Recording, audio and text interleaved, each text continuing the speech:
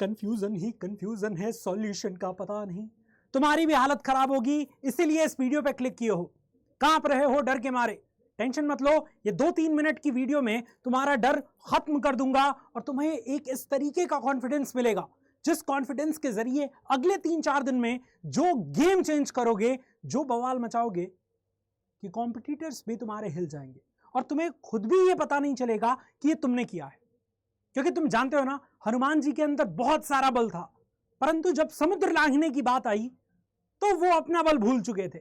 सो जामवंत और बाकी वानर सेनाओं ने उनको उनकी बल याद दिलाया। सो मैं भी अब जामवंत का ही काम करूंगा और तुम्हारी बल याद दिलाऊंगा ताकि तुम भी इस एग्जाम रूपी समुद्र को एक छलांग में लांघ दो। आओ स्टूडेंट्स, फटाफट से इस वीडियो की शुरुआत करते हैं। अभी राइट नाउ ना तुम्हारी ही नहीं लाखों बच्चों की ये कंडीशन होगी, सर याद नहीं आ रहा, सर रिवीजन कैसे करें, सर टाइम मैनेज कैसे करें, सर ये है, सर एग्जाम में हार्ड क्वेश्चन तो नहीं आएंगे, सर ये वो लाले लाले पड़े होंगे, एकदम हालत खराब होगी।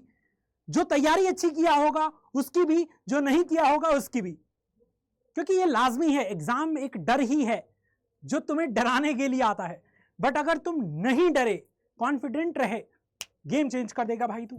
अब यहां पे एक बार समझ लेते हैं कि बिहार बोर्ड का पूरा पैटर्न क्या है, उसके अकॉर्डिंग एक टाइम टेबल अच्छे से डिजाइन करेंगे।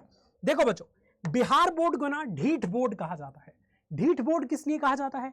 क्योंकि ये एग्जाम जब स्टार्ट कराता है ना तो रेल मोहम्मद हो जाता है। देखो 4, 5, 6, 7, 8, 10, 11, 13, 15 लगातार एग्जाम, लगातार।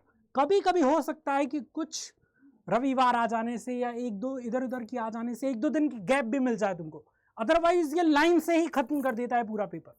मतलब अगर 7 दिन सोमवार से मिले तो 7 दिन में सारे पेपर खत्म कर देगा। तो यहां पे अगर तुम देखोगे तो सबसे पहला पेपर है 1 फरवरी को, जो कि है जीव विज्ञान या दर्शन शास्त्र का। उसके बाद थोड़ा सा टाइम मिला है आपको 1, 2, 3 दिन का। 3 दिन का यहाँ पे टाइम मिला है जिसमें तुम्हें थोड़ी सी सहूलियत मिल जाएगी, अदरवाइज ये मिलता नहीं है। और उसके बाद 4 फरवरी को गणित और राजनीति विज्ञान का पेपर है। 5 को आपको भौतिक विज्ञान और भूगोल का पेपर है। 6 को आपका अंग्रेजी का पेपर है। 7 को रसायन विज्ञान या इतिहास का पेपर है। 8 को हिंदी का पेपर है और बाकी आपके अकॉर्डिंग जो भी सब्जेक्ट्स आपके हैं उनका पेपर है। तो देखो, सबसे पहली चीज तो ये है कि अभी जब आप इस वीडियो को देख रहे हो तब अपना सारा फोकस पहले पेपर के लिए डालो। ये नहीं कि तुम फिजिक्स पढ़ रहे हो आज, ये नहीं कि तुम आज इंग्लिश पढ़ रहे हो। भाई बेवकूफों जैसी हरकत नहीं करनी। अगर तुम्हारा जीव विज्ञान या दर्शन शास्त्र का पेपर है 1 तारीख को, तो तुम पूरा फोकस उसी पे डालो। सबसे पहला जो पेपर होता है ना, वो कॉन्फिडेंस देता है तुम्हारा। वो खराब होगा ना तो आगे के पेपर खराब होने के चांसेस बहुत ज्यादा रहेंगे। और वो बढ़िया हो गया तो तुम्हारे अंदर ऐसा कॉन्फिडेंस आएगा कि तुम बाकी पेपर भी अच्छा कर लोगे। तो सारा फोकस भाई डाल दे अभी जीव विज्ञान या दर्शन शास्त्र के पेपर पे कि 1 तारीख के पेपर को किसी भी हाल में फोड़ के आना है, एकदम तगड़ा बवाल मचा के आना है। और अगर 1 तारीख का पेपर बढ़िया हो गया तो 3 दिन भाई तुम्हारे पास है। 1 की पूरी रात, 2, 3 और 4 तारीख को आपका पेपर है।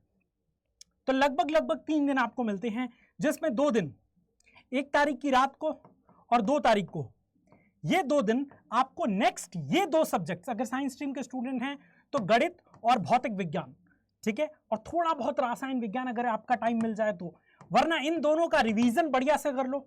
और 3 फरवरी को सारे, चूंकि मैथ और फिजिक्स 2 ऐसे ही सब्जेक्ट हैं जो फॉर्मूला पे ही डिपेंडेंट होते हैं। मैथ भी बिना फॉर्मूला के सॉल्व नहीं होगा, फिजिक्स भी नहीं होगा। तो कॉन्सेप्ट प्लस फॉर्मूला का जबरदस्त रिवीजन 3 तारीख को कर लियो भाई, ताकि पूरा नया नया ताजा रहे दिमाग में और जाके फोड़ देना, ठीक है। उसके बाद 5 तारीख को आपका भूगोल या भौतिक विज्ञान ये भी निपट जाएगा। 6 को अंग्रेजी है। तो 5 को जब पेपर दे के आओगे ना, अंग्रेजी एक ऐसा सब्जेक्ट है, किसी भी एक टीचर की क्लास पकड़ लिए, किसी भी एक टीचर की 4 घंटे की मैराथन पकड़ लिए, काम हो जाएगा। तो अंग्रेजी में कोई दिक्कत नहीं है। रसायन विज्ञान में थोड़ी सी आपकी प्रॉब्लम बढ़ सकती है, तो रसायन विज्ञान में एग्जाम दे के आते ही लग जाना, मतलब 10 घंटे कॉन्टिन्यूअस अगर लग गए तो रसायन विज्ञान का भी खेल खत्म हो जाएगा। और इस तरीके से मैनेज करना। पता है, जो एग्जाम आता है, जो सबसे पहला एग्जाम है, सबसे ज्यादा फोकस उस पर किया जाता है कि पहला एग्जाम हमारा सबसे बेहतर जाए, क्योंकि वही कॉन्फिडेंस आपका देगा। मान लो क्रिकेट खेलने गए और पहले ही बॉल पे बोल्ड हो गए, पूरी टीम का कॉन्फिडेंस तोड़ दोगे, पूरी टीम डरी रहेगी, अरे ये तो बोल्ड हो गया, अब छक्के चौके लगेंगे ही नहीं। लेकिन अगर ओपनर ही जाके छक्के चौके की बरसात करता है तो अगर विकेट भी गिरेगा कुछ समय बाद 10 ओवर 15 ओवर बाद, तो दूसरा जो बैट्समैन आएगा ना वो डर के नहीं खेलेगा, क्योंकि जो ओपनर्स आए हैं वो एकदम ताबड़तोड़ प्रदर्शन किए हैं, ठीक है, तो वो भी छक्के चौके जड़ेगा।